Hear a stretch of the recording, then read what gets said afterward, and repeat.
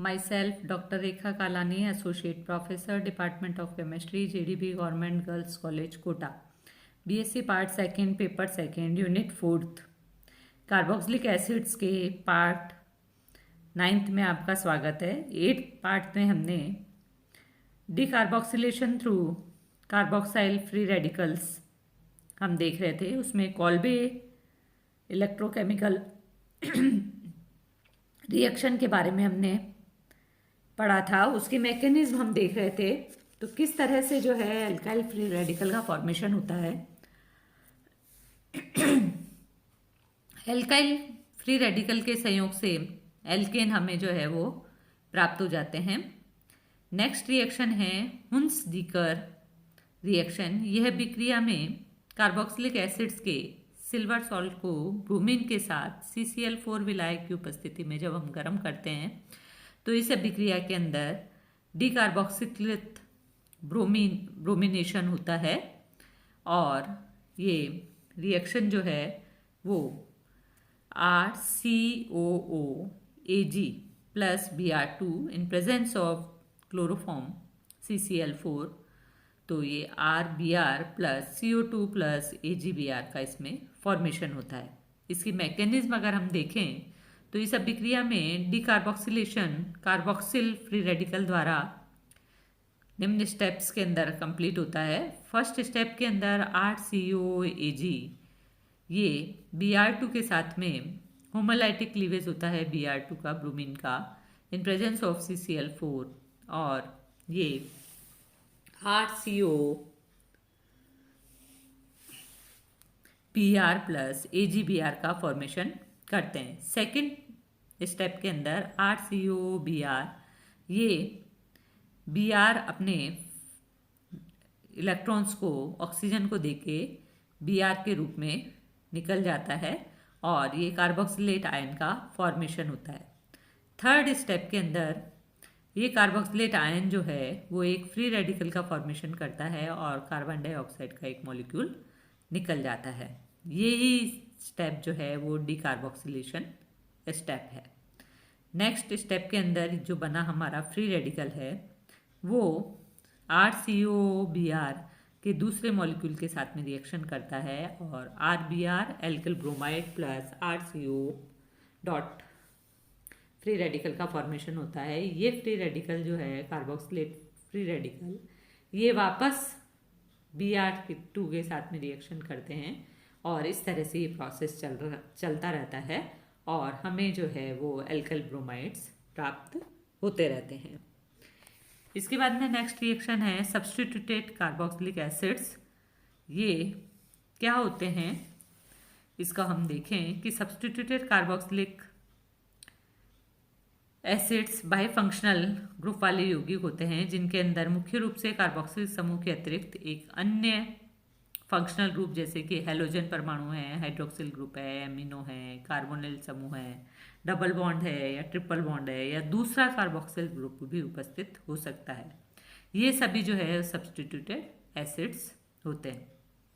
जैसे फर्स्ट अगर हम देखें हेलो एसिड्स, सेकेंड जिसके अंदर की OH ग्रुप अगर हमारा लगा है तो ये हाइड्रोक्सी एसिड्स हो गए। NH2 ग्रुप लगा है अमीन तो एमिनो एसिड्स। इसी तरह से कीटोनिक ग्रुप लगा है तो ये कीटो एसिड्स बन जाते हैं। इसी तरह से अगर कार्बोक्सिलिक ग्रुप लगा है तो डिकार्बोक्सिलिक एसिड्स बनते हैं। इसी तरह से अगर डबल बॉन्ड लगा है तो अनसैचुरेटेड मोनोकार्बोक्सिलिक एसिड्स का फॉर्मेशन होता है। तो सबसे पहले हम हेलो एसिड्स या हेलो कार्बोक्सिलिक एसिड्स इनके बारे में पढ़ते हैं।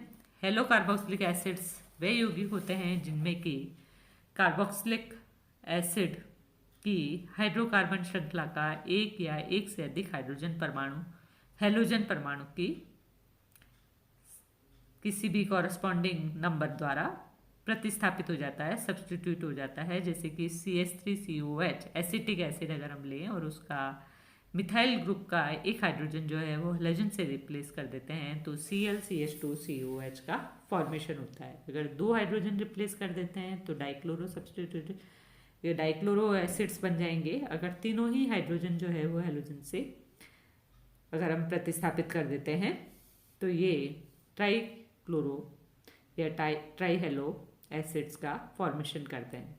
तो इनका क्लासिफिकेशन अगर हम देखें कि ये जैसे ट्राइक्लोरो बने, ये डाइक्लोरो बने हैं, इसी तरह से इसी बेसिस पे अगर इनका हम क्लासिफिकेशन देखें तो हेलो एसिड्स को कार्बन श्रृंखला में हेलोजन परमाणु की COS समूह के रिलेटिव पोजीशन के अनुसार हम वर्गीकृत कर सकते हैं, क्लासिफाइड कर सकते हैं।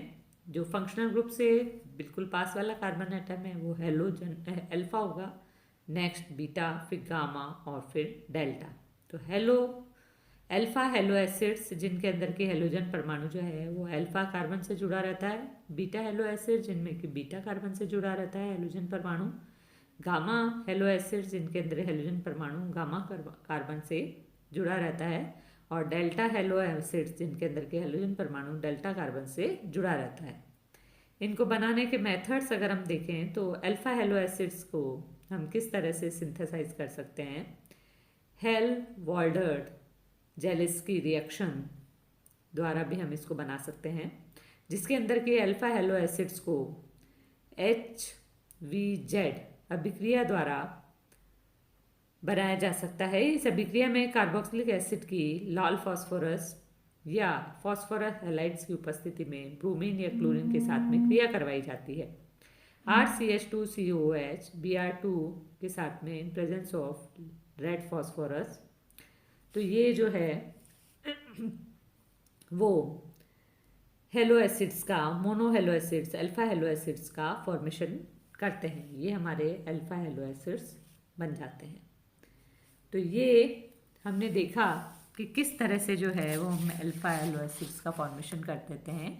इस अभिक्रिया के अंदर कार्बोक्सिलिक एसिड्स का अल्फा हेलोजिनेशन जो है उसकी क्या मैकेनिज्म है, अगर हम इसको देखें तो ये मैकेनिज्म है कि RCH2COOH in present Br plus Br2 in presence of phosphorus, तो RCH2COBr बनता है जो कि रिवर्सिबल रिएक्शन से रेजोनेंस से स्टेबलाइज होके और हमें अल्फा हेलो एसिड्स का प्रोडक्ट बनाता है। यदि क्लोरीन या ब्रोमीन का एक्सिस में उपयोग किया जाता है तो कार्बोक्सिलिक एसिड में अल्फा स्थिति पर उपस्थित सेकेंडरी और टर्शरी हाइड्रोजन को भी क्लोरीन या ब्रोमीन द्वारा प्रतिस्थापित हम कर सकते हैं।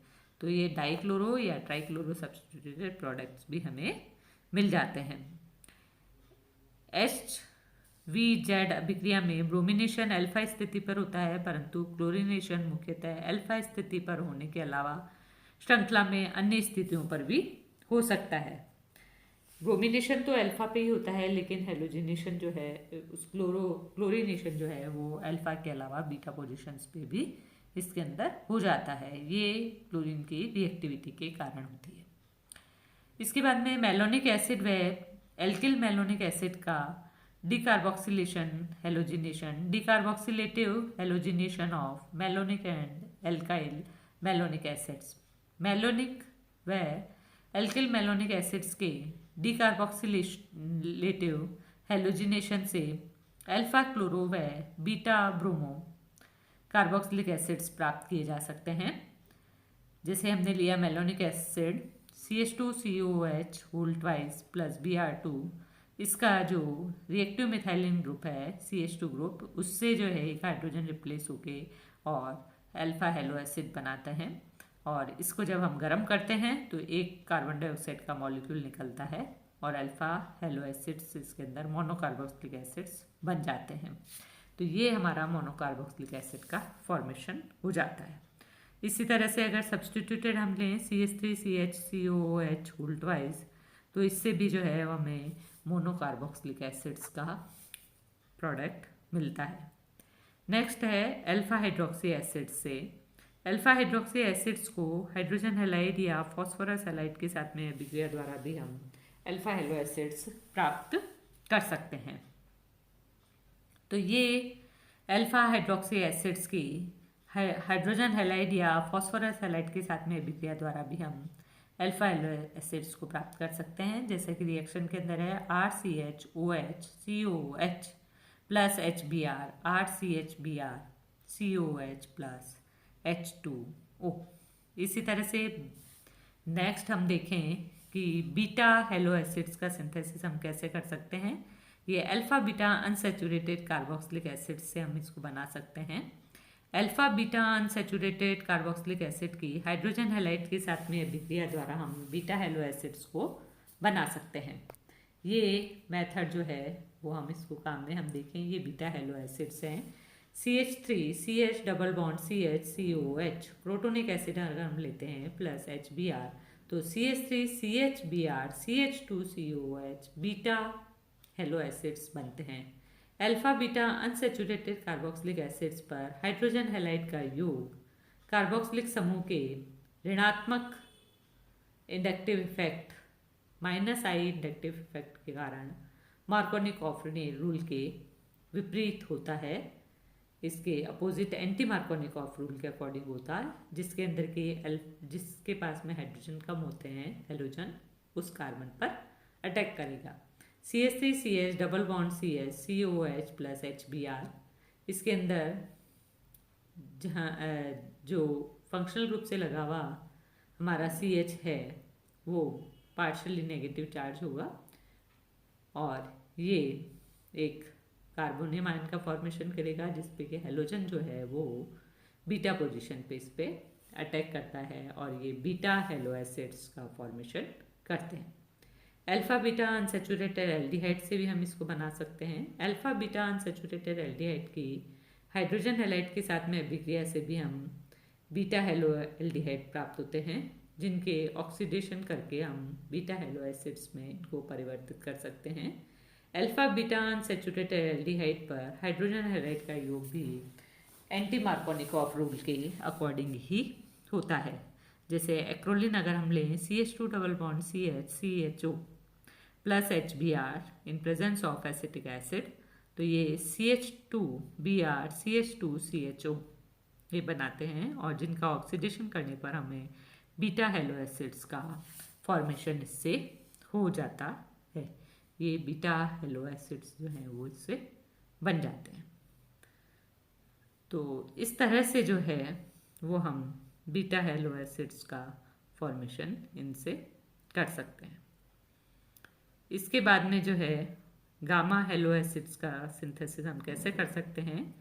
बीटा गामा अनसैचुरेटेड एसिड से हम इनको बना सकते हैं। Beta gamma unsaturated carboxylic acid की हाइड्रोजन हैलाइड के साथ में क्रिया कराने से गामा हेलो एसिड्स प्राप्त किए जा सकते हैं। Beta gamma unsaturated carboxylic acids पर हाइड्रोजन हैलाइड का योग मार्कोनिकॉफ रूल के विपरीत होता है, एंटी मार्कोनिकॉफ रूल के अकॉर्डिंग होता है और ये CH2 double bond CH CH2COH plus HBr तो ये हमें जो है वो CH2Br CH2CH2 COOH का फॉर्मेशन इससे हो जाता है। तो ये हमारे गामा हेलो एसिड्स बनते हैं। गामा हाइड्रोक्सी एसिड से भी हम इनको बना सकते हैं। गामा हाइड्रोक्सी एसिड की हाइड्रोजन हैलाइड या फॉस्फोरस हैलाइड के साथ में क्रिया से भी हम गामा हेलो एसिड्स का फॉर्मेशन करते हैं। तो इस तरह से हम अल्फा बीटा और गामा हेलो एसिड्स का फॉर्मेशन इनसे कर सकते हैं। तो ये कुछ रिएक्शंस हैं जिनसे कि हम अल्फा बीटा और गामा हेलो एसिड्स को बना सकते हैं। तो इस लेक्चर के अंदर जो है वो हमने ये देखा कि किस तरह से हम इनको सिंथेसाइज कर सकते हैं। तीनों को ही जो है सभी प्रकार के जो हमारे हेलो एसिड्स हैं इनको हम हुंस-डिकर रिएक्शन से भी बना सकते हैं। इसके अंदर अल्फा बीटा और गामा तीनों तरह के एसिड्स का संश्लेषण हो सकता है, सिंथेसिस हो सकता है। जो हमने CH2 CH2 CO C2H5 whole twice अगर हम लेते हैं in presence of Ag2O silver oxide के प्रेजेंस के अंदर और कार्बन जिससे कि कार्बन आयन का फॉर्मेशन होगा, ये कार्बन टेट्राक्लोराइड और ब्रोमीन के प्रेजेंस के अंदर हमें अल्फा बीटा और गामा तीनों तरह के एसिड्स इनसे हमें मिलेंगे। तो इस तरह से जो है वो हम इनसे बना सकते हैं कि क्या मेथड्स हैं, कैसे हम इन्हें बना सकते हैं। फिजिकल प्रॉपर्टीज़ के अंदर अगर हम देखें तो ये एसिडिक करेक्टर होता है। हेलो एसिड्स जो हैं अपने कॉरस्पॉन्डिंग कार्बोक्सिलिक एसिड्स के अधिक प्रबल होते हैं, अधिक स्ट्रांग होते हैं। इनकी एसिडिक स्ट्रेंथ जो है हेलोजन परमाणु की इलेक्ट्रॉन अट्रैक्टिंग पावर माइनस आई इंडक्टिव इफेक्ट के कारण होता है। इलेक्ट्रॉन अट्रैक्टिंग प्रभाव के कारण हेलोजन अपनी तरफ इलेक्ट्रॉन को अपनी तरफ आकर्षित कर लेते हैं, जिसके फलस्वरूप जो है वो कार्बोक्सिलिक एसिड से प्रोटॉन जो है वो इजीली रिमूव हो जाता है। तो ये जो है इसकी मेन प्रॉपर्टी के कारण ही इसकी ऐसे हेलो एसिड्स की एसिडिक स्ट्रेंथ जो है वो कार्बोक्सिलिक एसिड से ज़्यादा होती है। तो ये हेलोजन परमाणु की विद्युत ऋणता बढ़ने के साथ में हेलो एसिड्स की एसिडिक स्ट्रेंथ भी बढ़ जाती है। जैसे फ्लोरीन जो है वो सबसे ज़्यादा, फिर क्लोरीन, ब्रोमीन और आयोडीन, इस क्रम के अंदर, ये घटते हुए क्रम के अंदर इनकी इलेक्ट्रोनेगेटिविटी बढ़ने के साथ ही इनकी एसिडिक स्ट्रेंथ भी बढ़ जाती है। इसी तरह से हेलोजन परमाणु की संख्या बढ़ने के साथ में भी हेलो एसिड्स की एसिडिक स्ट्रेंथ बढ़ती है। जैसे CCl3COOH ये सबसे ज़्यादा स्ट्रॉन्ग है और CH2Cl COH ये स्ट्रेंथ के अंदर कम होते हैं। इसी तरह से हेलोजन परमाणु की कार्बोक्सिल समूह से दूरी बढ़ने के साथ में भी एसिडिक स्ट्रेंथ जो है वो घट जाती है। जैसे जैसे जो है एसिडिक ग्रुप से हेलोजन की दूरी बढ़ती जाती है, एसिडिक स्ट्रेंथ जो है वो कम होती चली जाती है। pKa की वैल्यू कम रहती है और वो एसिडिक स्ट्रेंथ इसकी सबसे ज़्यादा हो जाती है। तो ये हो जाता है जैसे CH3CH2 CHCl COOH, दूसरा है CH3CHCl CH2 COOH। इसी तरह से जो है हमारे गामा एसिड्स जो हैं उनकी एसिडिक स्ट्रेंथ जो है वो सबसे कम होती है, जबकि अल्फा की सबसे ज़्यादा होती है। जिनके बीच में जैसे जैसे दूरी बढ़ती जाती है एसिडिक स्ट्रेंथ जो है वो कम होती चली जाती है। तो ये एक्सप्लेन वाई क्वेश्चंस के अंदर हम देख सकते हैं कि किस तरह से इलेक्ट्रोनेगेटिविटी बढ़ने के साथ में एसिडिक स्ट्रेंथ बढ़ती है। नंबर ऑफ हेलोजन एटम्स अगर बढ़ रहे हैं तो भी एसिडिक स्ट्रेंथ बढ़ रही है, लेकिन अगर उनकी दूरी अगर बढ़ती है कार्बोक्सिलिक एसिड से तो एसिडिक स्ट्रेंथ के अंदर कमी आती है। तो ये इनकी फिजिकल प्रॉपर्टीज़ हैं जो कि इसके एसिडिक कैरेक्टर को शो करती हैं। तो आज के लिए इतना ही।